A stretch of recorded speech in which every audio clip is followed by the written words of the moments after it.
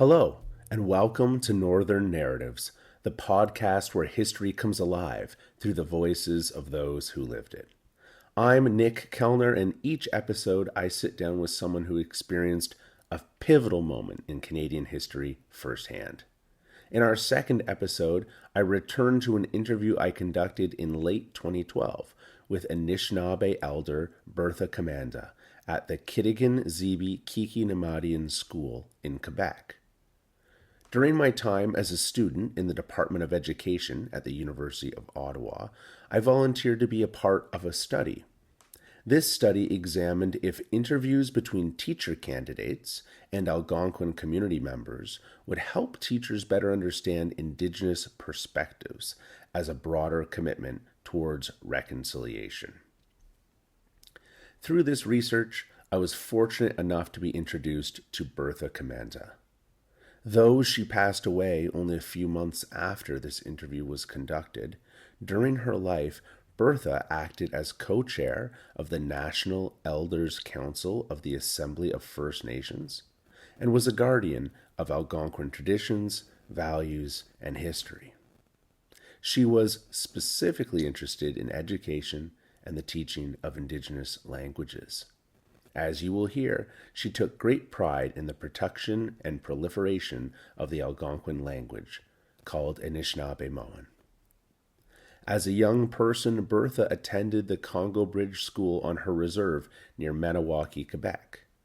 She was sent to an Indian residential school in Spanish Ontario, most likely St. Joseph's School for Girls, in 1946 for 1 year when she was 11 years old. While in the residential school, she was forbidden to speak her language and practice her culture.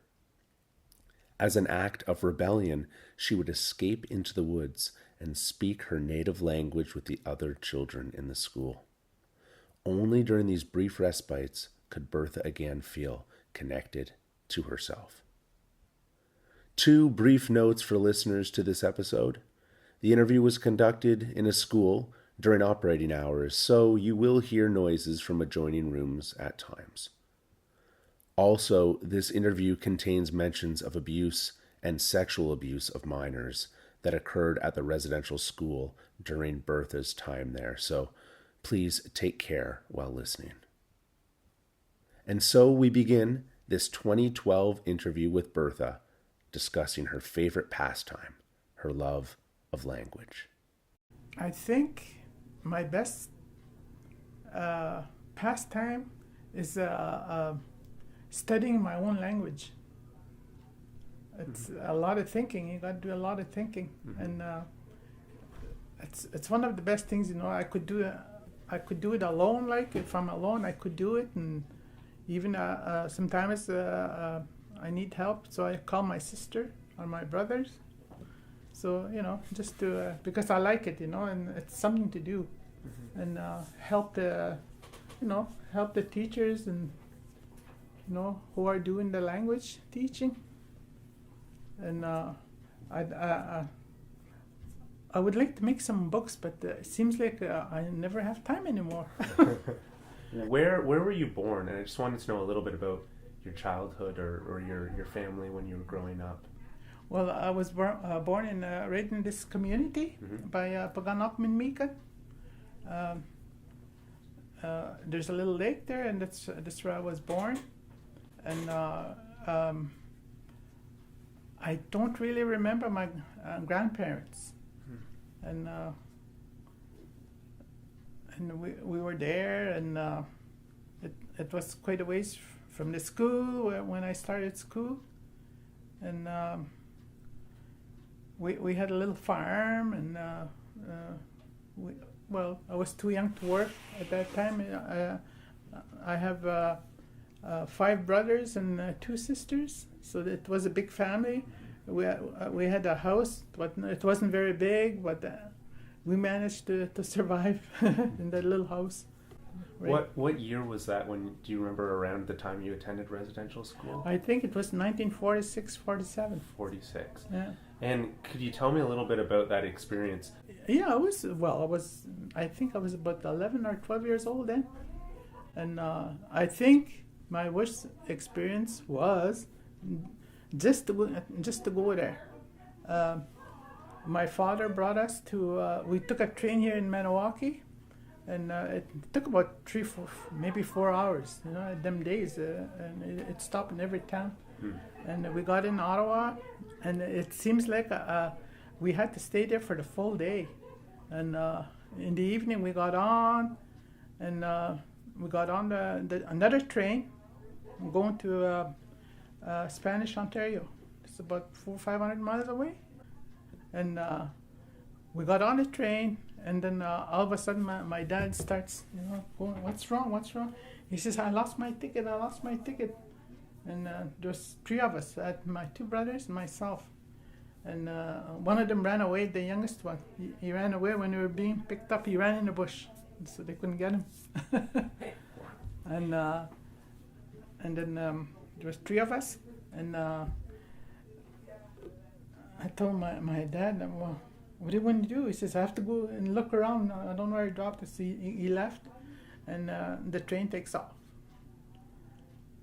We didn't have anything. I don't know. We didn't have anything, and we just stay in the train. And I don't know where we were. I don't know if it's North Bay. We had to transfer, and we transferred. We got on the wrong train, and the conductor he had to help us, get us off, put us on another train. So I don't know, it seems like we had to ride all night because it was daytime now. And, we got in Spanish, so the train stopped and we got off. We have nothing, so we just got off, and we looked around. It's a good thing we spoke a little bit of English, and there was a man there, and we asked him, where's the school? So he says, "Oh, it's way over there, you gotta walk." So I think it was about maybe 2-3 kilometers we had to walk. We found a school, and we get there, and we told them, and we didn't have anything, and the Indian agent here told us we were going to be well taken care of. The Indian agent wasn't in charge, but there was nothing. So we get there, and I told him my name, and this is what happened, and that's why we're here, and so at least we were accepted. So that's one of the things, it's hard to forget. It's right up here. And so we stayed there about 9 or 10 months we had, for school, and my 2 brothers, I saw them once to get together just to talk to each other, and they had to sit way over there and me way over here, and we just look at each other, and we couldn't use our language. Our language was first language. We couldn't use it, so we had to try and speak to each other in English. So at least we were able, to talk to each other a little bit. Other than that, I never saw them. There's the boys' school on one side and the girls' school across the road. Okay. So that I used to look over there, to see a bunch of boys playing around me. I'm looking over there, trying to locate my brothers, and could never. So it was, and when they asked me, "What grade are you in?" I said grade 4.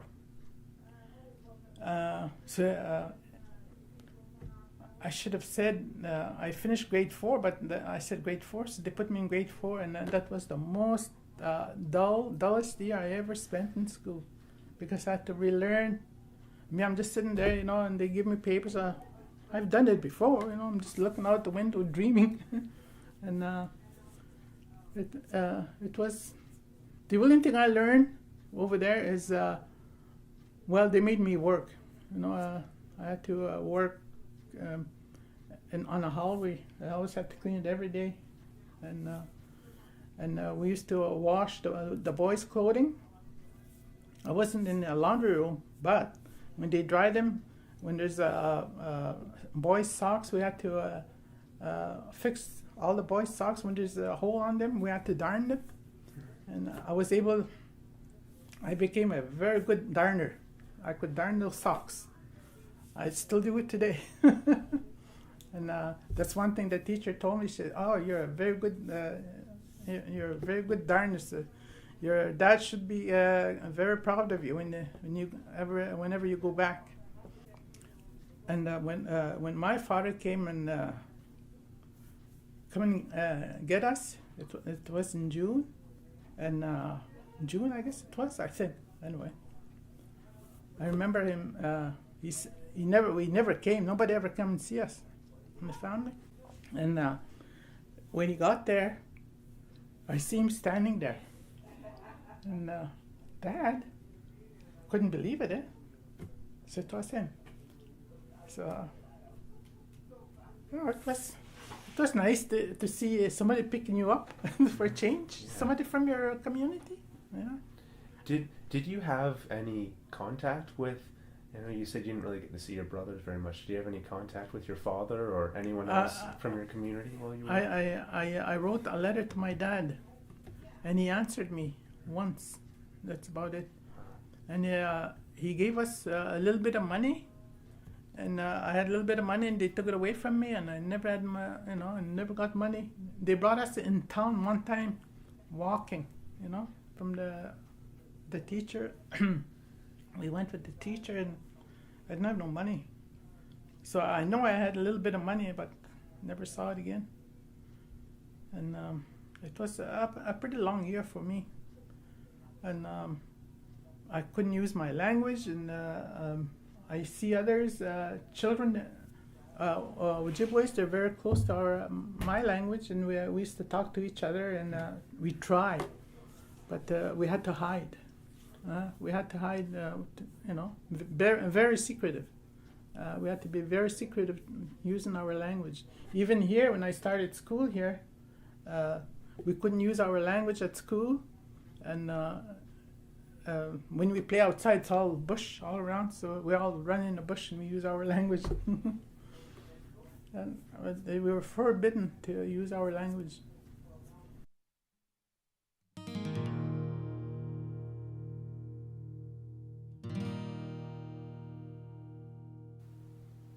Even though Indian agents told families that Indigenous children would learn to read and write at their schools, Bertha experienced very little formal education at St. Joseph's. Many schools forced students to complete industrial work on farms, in barns, and in workshops, exploiting the students as child laborers. Schools were notoriously underfunded and mismanaged. The poor conditions of the schools themselves, with overcrowding, insufficient ventilation, and out-of-date water and sewage systems, caused many students' health to suffer. In the second half of our conversation, Bertha tells the story of a fellow student who was forced to work in the stables without an opportunity to learn to read or write. She also discusses instances of corporal punishment and abuse by the nuns, priests, and school officials.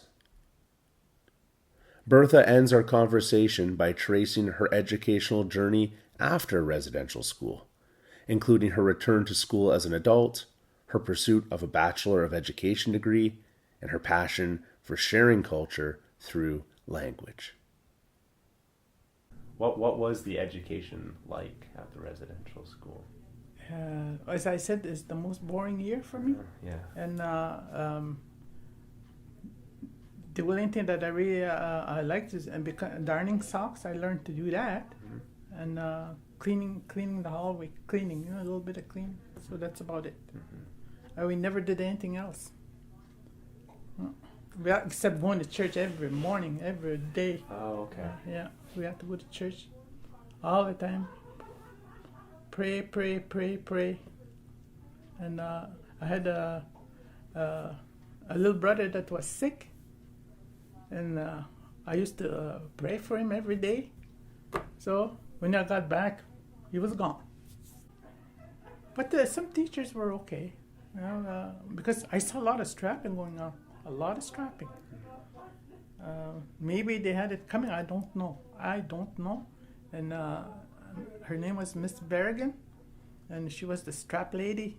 And when I saw her, she was sitting there, and I went to sit beside her. I told Miss Berrigan, I said, I'm here. It's not because I was bad. I am not bad. And she said, okay.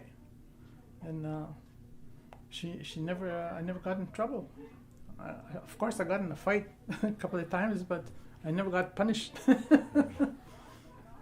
for that. No, well, I told him, I says, she keeps bothering me, and I had to, fight back.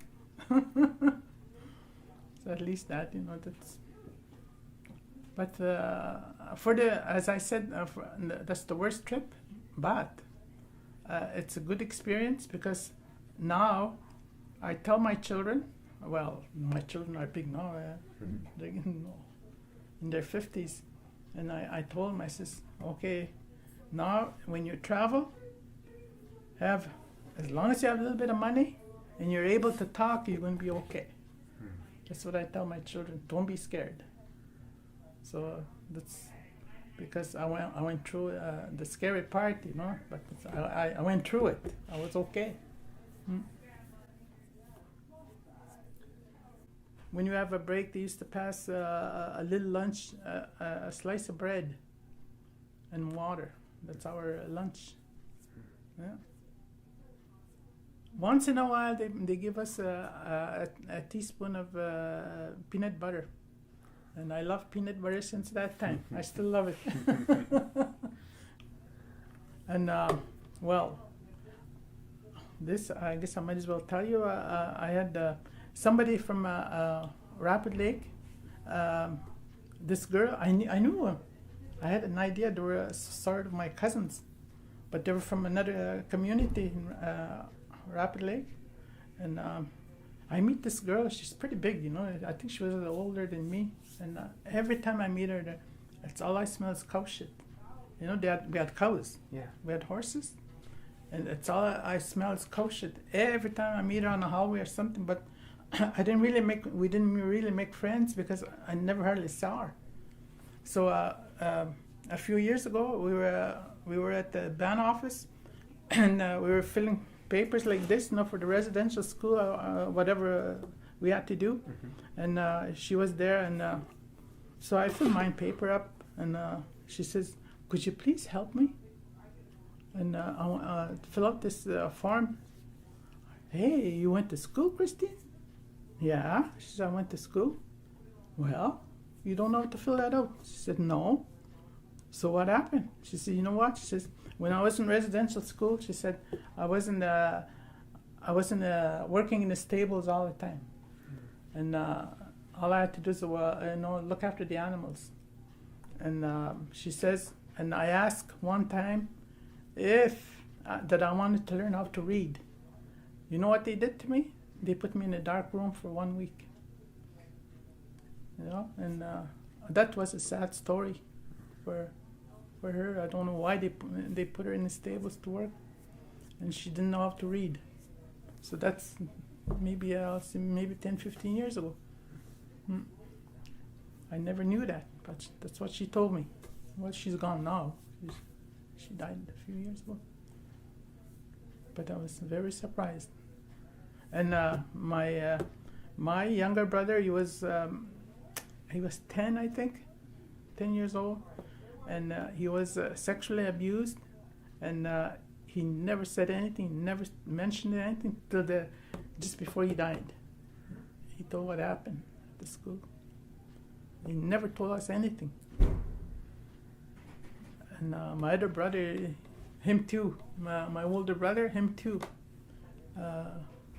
He says when we go to bed at night, he says somebody comes around and touches the boys during the night, and we don't know who it is, and it's dark, and I don't know exactly who it was. And he says me, I just jump up from my bed, I run in the bathroom and stay there, and that's what he was telling me one time. So I think it was maybe worse for the boys than, because I didn't experience that, at least that, at the school, at the residential school. But it's, for the boys, and my nephew, he told me some stories. It wasn't nice. Anyway, that's try to forget that. I know. What were your sleeping arrangements like? You had to sleep at the school?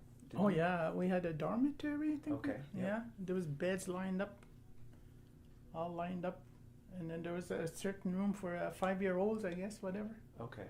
So they had a different room. So I used to hear them crying at night, but to me, well, the bed was okay. It was clean at least. My bed was always clean.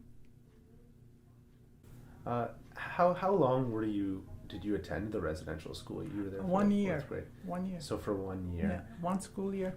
And then what happened after you finished that school year? Oh, we came back to around here, and we told my dad we didn't want to go back there. Oh, okay. So he believed us. So we didn't have to go back. Then I went back. Oh yeah. I went back over there, and I did my here, not here, but I went back to school, and I finished my grade 7. Then I got married. Then I had four lovely kids. Kept me busy. And after they got big enough, and I wanted to go to work, I told my husband, I said, I like to go to work because, we have to help each other, and we need money. I want a car. And he said, okay, so he helped me. So I went to adult ed. It was a fun year. I started from grade 1 to grade 11. Very fun year until I was about in grade 10. Then I started crying at our time. But I completed my grade 11. Not the highest mark, but my children were there, my sons, and I figured, well, I have to go to school because I have to teach them at home, Whenever they're stuck, I should be able to teach them. So I remember one time we were both crying, trying to, he was doing his math, and I was trying to help him, and oh my God, it was hard. And then I finished at high school. I got my, diploma, and then I start summer classes, learning about my language. It takes long. I had to study I took linguistics about the language, and I'm very happy I took that. And I went to school here and there in the summertime, and I was working. I already started working in school. I was in town where the children were going. There was no school yet here. Mm-hmm. And so I had to go to town, and I had to go in early because they can't make time for Algonquin language. So I had to go in at I think it was 7:30 when the school buses started coming in. Yeah. So I had to teach the native children starting from 8 o'clock to 8:30 because there was no room for us for native language in school. So that's what I did, and I kept going to school every summer, and then I thought, well, geez, I better go back to school. So I went to Ottawa U for 1 year. That was hard, very hard, and I got my B.Ed. And they told me, you could, why don't you try and get your master's? I said to the professor, if I try for my master's, I'll be putting my pension by that time. So at least I got my B.Ed for elementary teaching. And what made you decide to take that path and to teach students? Well, I went to see I went to the employment office, and already they had asked me, we're going to start a native language. So if you're interested, you could try it. So I went to see this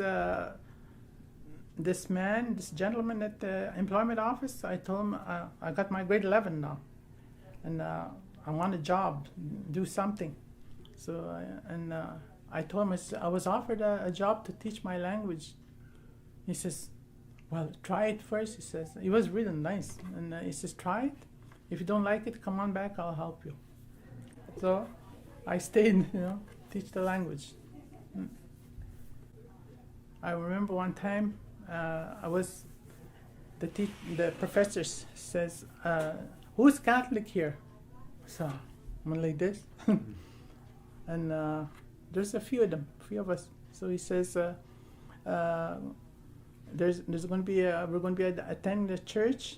The priest is going to be there to talk to you. So, well, I didn't have too much respect for the priest neither, but I went anyway. But I guess they're not all the same. The one I had bad experience with one of them, and so we went to church, and but this priest was really good. He was really he talks, he was really good preacher, and because I saw some priests that came around here, they don't really understand, and what they're trying to say, and they're talking a lot, but this priest was really good. I forgot his name, and there's one thing that really stuck to my head, and he says, love yourself before you can love anybody else. So now it's in my head, and when I go, sometimes I go somewhere, to talk to the people, and that's what I tell them, especially our young people too. You gotta love yourself first before you can love other people. I thought that's still in my mind all the time. If you would like to listen to recordings of Bertha teaching Anishinaabemowin, you can do so by visiting the link in the show notes. Chi-miigwech, Bertha. Thanks for listening as we continue along our journey to humanize history. Gigawabamin Manoa. Until I see you again.